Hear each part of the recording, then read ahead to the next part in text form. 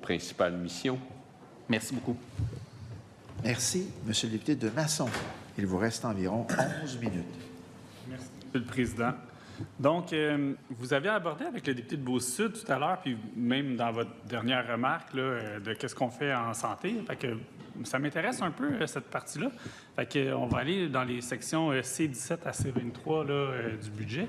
Puis justement, vous l'avez mentionné avec des mesures que vous faites pour les résidences privées pour aînés. Puis c'est ça que je fais du pouce sur notre collègue là, de Beauce-Sud qui en mentionnait. Puis effectivement, quand on regarde à la page C18, dans votre tableau, on voit là, justement pour l'installation des gicleurs là, pour assurer la sécurité des résidents, que pour les 3 prochaines années, là, on a une somme de 30 millions qui sera investie justement de ce côté-là.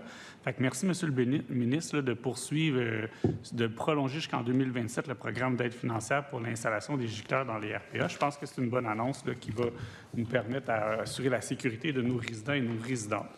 Mais sur ce, dans le fond, puis on le sait, là, les dépenses des portefeuilles ont quand même augmenté grandement en 2018 puis 2025. Là, je pense qu'on était à 98,2 milliards en 2018, puis là, on est rendu à 153,4 milliards pour 2025. Donc, c'est une croissance là, quand même de 55 milliards. Là.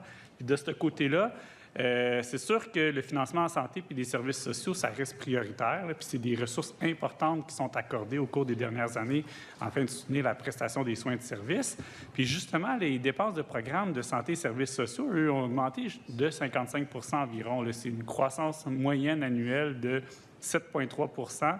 Alors que quand on regarde les gouvernements précédents, donc si on regarde de 2014 à 2018, la croissance annuelle était de 3,1 %. Fait que pour ceux qui disent qu'on ne fait pas d'investissement nécessaire en santé, je crois que c'est important de le rementionner. Puis justement, Monsieur le ministre, je pense que ces investissements additionnels, puis peut-être que vous allez pouvoir nous en donner davantage de détails, mais c'est des investissements additionnels qui devraient permettre de financer des traitements pharmaceutiques dans les hôpitaux, de permettre de répondre aux besoins croissants en protection de la jeunesse, de pérenniser le financement puis l'harmonisation des CHSLD publics et privés.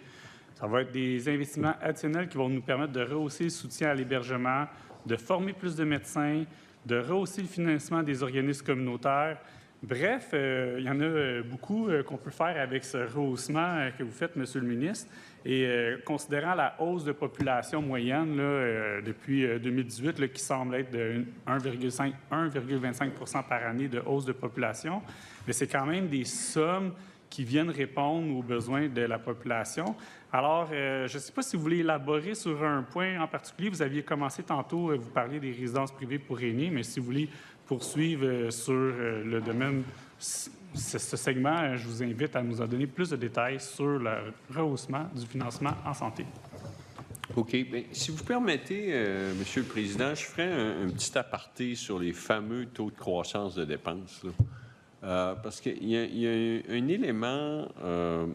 j'écoute les émissions d'affaires publiques, là, et il y a un élément qui semble échapper à certains analystes, là, qui s'appelle la pandémie. Là. Parce que lorsqu'on dit, les dépenses ont cru en santé de 7 % par année dans les 6 dernières années, puis là, vous accordez 3,3 %, fait que ça va être une catastrophe, vous ne couvrez pas les coûts de système, c'est épouvantable. Bon. OK. Premièrement, 2 points. Les revenus en situation normale croissent approximativement de 4 %. 2 % d'inflation, 2 % de croissance. Alors, toute dépense qui excède 4 % par année à long terme est insoutenable. Premier point. Deuxième point, lorsqu'on dit qu'en moyenne, les dépenses ont cru de 7 % par année, c'est pas pour dire que dans le futur, elles devraient croître de 7 % par année.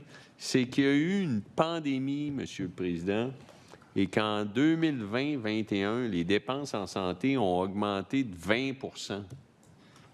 Elles ont explosé parce que c'était ressources illimitées pour combattre un virus qu'on ne connaissait pas. Et il y avait des gens qui ont perdu la vie, donc on n'allait certainement pas couper les budgets. Alors, on a tout donné. Mais c'est certain que si dans vos 6 années où vous avez eu une moyenne de 7, il y a une année à 20, mais ça influence la moyenne. Alors, 7 ne reflète pas le niveau de dépenses structurelles nécessaires à la poursuite des dépenses de programme, là. C'est juste une moyenne avec un chiffre à 20 dans l'ensemble d'éléments qui composent la moyenne. Fait qu'il faut se rappeler de ce point-là, là. Et pour répondre à votre question, je dirais que ce qui nous a guidés dans les choix budgétaires en santé, c'est l'accès aux soins et la qualité des soins. Alors, si on prend le plan santé du ministre de la Santé, si on prend les objectifs de Santé Québec, certainement accroître l'accès et à accès donné, accroître la qualité. C'est ça qui nous guide.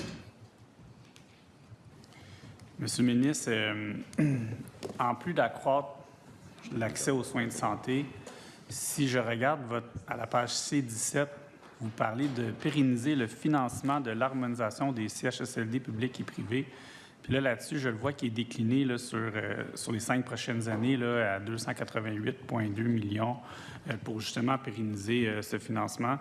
Je ne sais pas si vous voulez nous en parler un peu plus, là, parce que c'est sûr que moi, quand je regarde ça, je me dis, OK, c'est parfait, on veut harmoniser nos CHSLD publics et privés, mais avez-vous plus de détails à nous fournir sur la déclinaison ou vous allez peut-être me répondre, bien, ce serait le ministre de la Santé qui pourrait nous répondre parce que vous n'avez pas le fin détail, là, j'imagine, mais à moins que vous en ayez, on serait intéressé d'en avoir.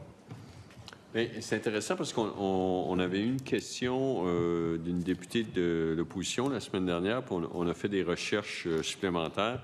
Mais certainement que l'idée ici, comme vous le savez, il y a des CHSLD non conventionnés, privés, qu'on veut conventionner. Alors ça, il y a dans ces sommes-là, il y a les sommes nécessaires au conventionnement de CHSLD privés non conventionnés. Et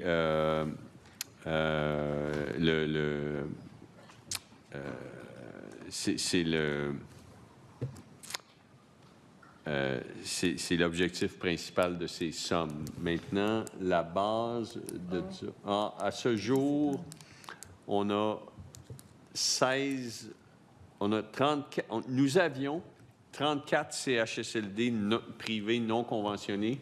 On en a 16 de conventionnés et ces sommes-là vont permettre d'en faire 9 de plus. Alors, ça va nous permettre de passer de 16 à 25.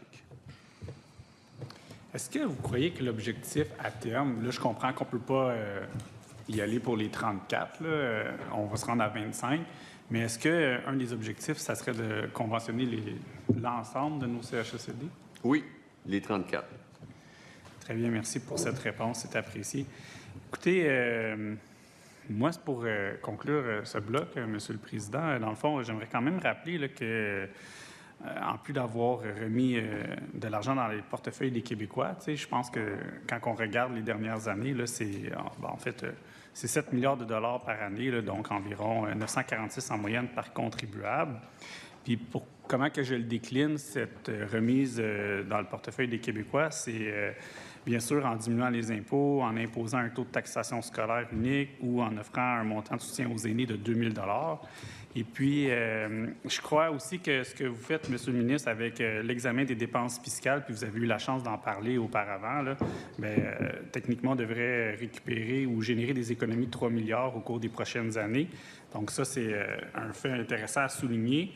Puis je crois que c'est vraiment important dans le contexte avec on ne parle plus de menaces tarifaires, mais d'une guerre tarifaire avec nos voisins du Sud, de répondre à l'incertitude économique et de s'assurer qu'on puisse avoir une certaine prévisibilité pour nos entreprises et aussi pour le gouvernement. Donc, je crois que dans un contexte, là, rien faire du tout, là, ça aurait quand même été irresponsable.